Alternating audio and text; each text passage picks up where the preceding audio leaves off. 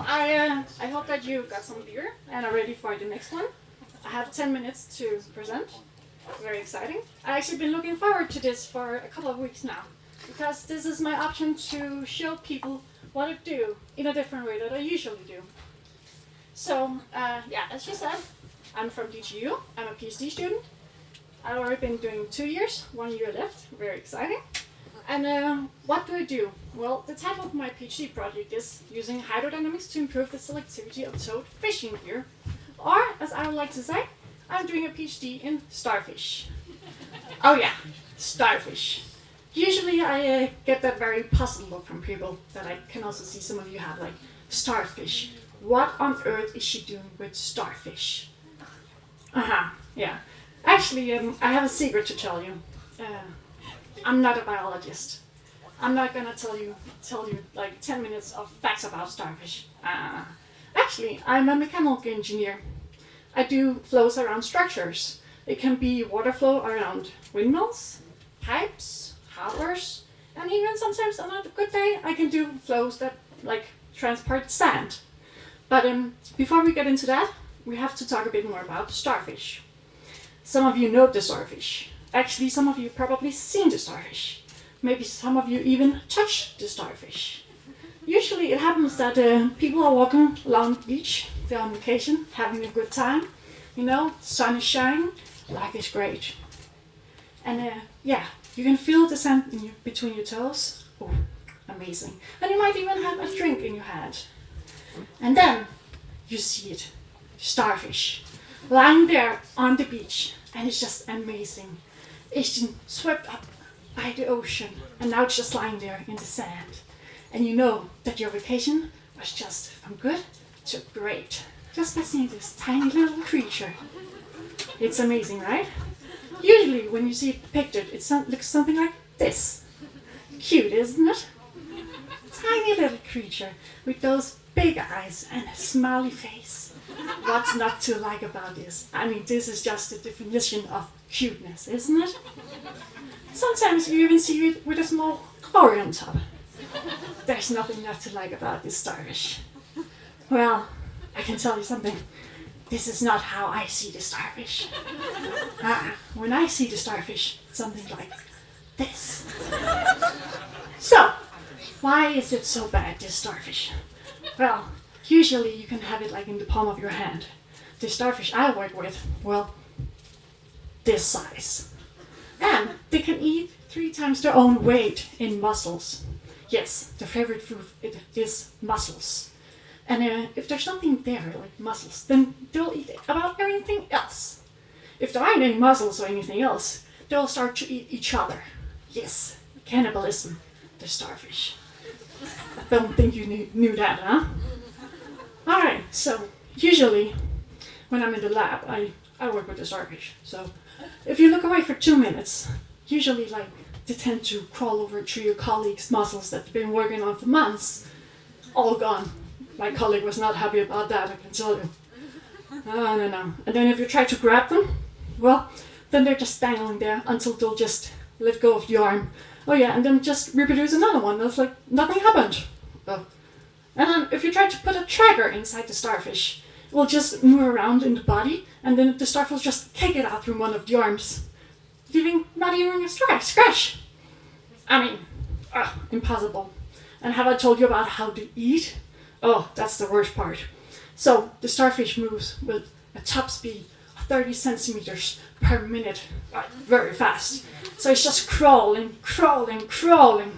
Then on top of the mussel, just stick out a tiny tube feet, suck onto you, and it just rip open your shell. And it can rip open even the toughest shell, I'll tell you that.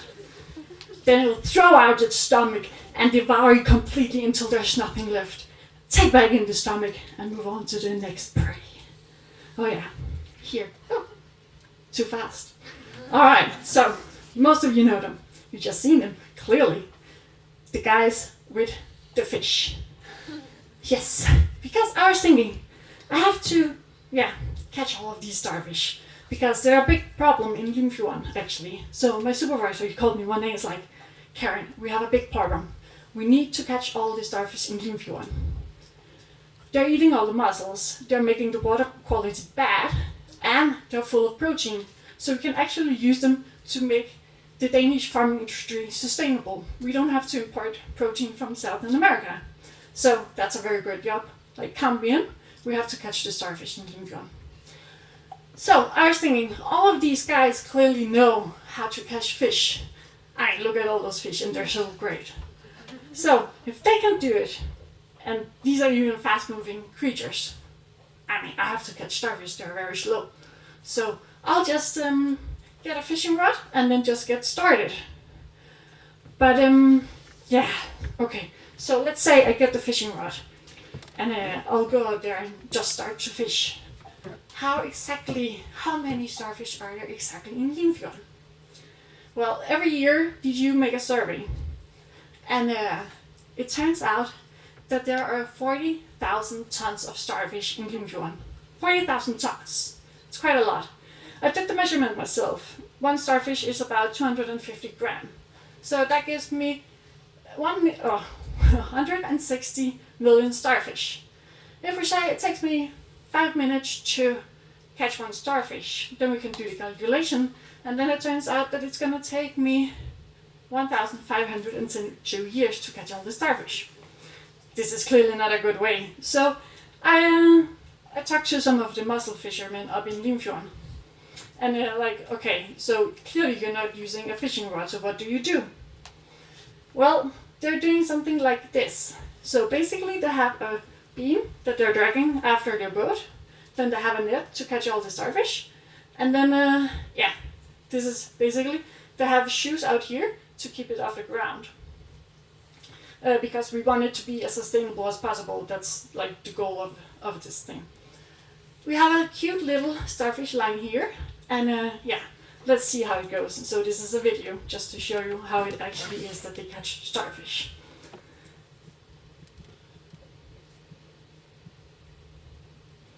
Oh, he told me it would play by itself. There we go. Alright, so clearly you can see that we have like a lot of starfish lying here. Yes, not a cute little animal anymore, is it? And it just continues like that. Yes, starfish going up into the water column. Yes, and oh, yeah, there's more.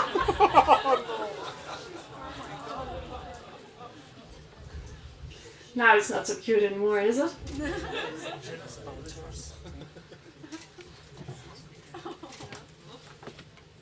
Alright, it just continues like that. So here we only have one layer of starfish. Sometimes there are actually so many that are on top of each other. It's quite impressive to see, quite disgusting also. But as you can see, I said that this thing is not even touching the bed. That's part of the thing. We have to make it sustainable. So how are we actually getting the starfish into the water? You could clearly see that they're actually going up into the water column. So basically, it's just when we move this thing through the water, the beam through the water, then the water will push underneath and then bring up the starfish into the water column, and that's when we can catch it. So it seems like they already found a way to catch all of these starfish, but then I was talking to the fisherman, and he's like, yeah, you know, I saw this on the video, and clearly we got some of the starfish, but then when I took out the net, like up of the water, there's almost starfish in the net. So there's clearly something wrong with this. Well, as I said, then I do flow around structures. So maybe this is my opportunity to actually make a model of this and see how can we improve this so we actually catch the starfish and they're not just lying there. So, I've been working on this for a couple of years and I only have 10 minutes, so I kind of just have to squeeze all of my research into just one slide. I really had to squeeze and squeeze and squeeze.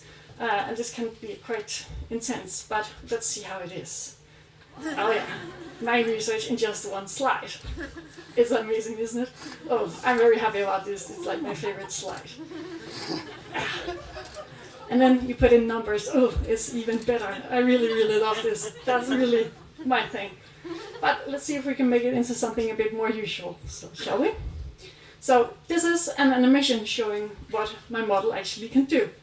So here, it's basically, I have to do this right.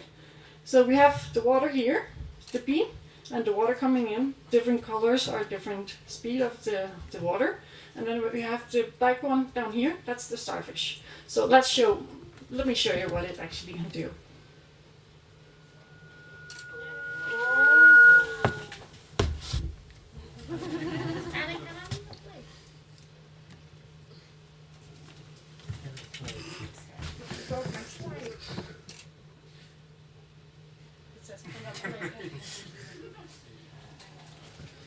You will have to describe it. We're gonna do the waves. Okay. So you do the waves, and then I'll be the starfish, and then we'll just go for it. Okay. So I'll just be the starfish. Okay, here I come. Oh, yeah. Oh, perfect. Anyway, so we have the starfish down here. Thank you. These guys are excellent. No, so we have the starfish down here. And then basically they'll start to move upwards, and that's what my animation can show if it worked. But they messed up my slideshow, so what can I do? Anyway, if we put it together, then some of them will move upwards and some of them will not. It just matters on how the flow is. So if we put this together just into one picture, then we actually get the probability, or like where do we have the most starfish. A darker color means more starfish. When we know this, then we also know where to put the net, so we can catch all of these starfish. If we put it too close to the beam, we won't get anything.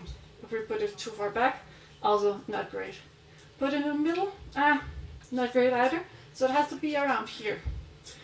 So what happens then? Yeah, now we have a way to actually catch these starfish. And some of the fishermen actually did quite a good job of optimizing DPR already. But with some of the information that I got from my model, we actually improved the starfish fishery by 30%. So 30% more catch just by using some of the things that I could show with my model. So now, when we go starfish catching, it looks something like this. We catch 30 tons in one day. 30 tons of starfish. It's an incredible amount of starfish. It's quite disgusting, but it's fun. And so some of you might ask, why don't you catch more than 30 tons in one day now that you have this really good model? Well, there's no more room on the boat. What can we do? Thank you.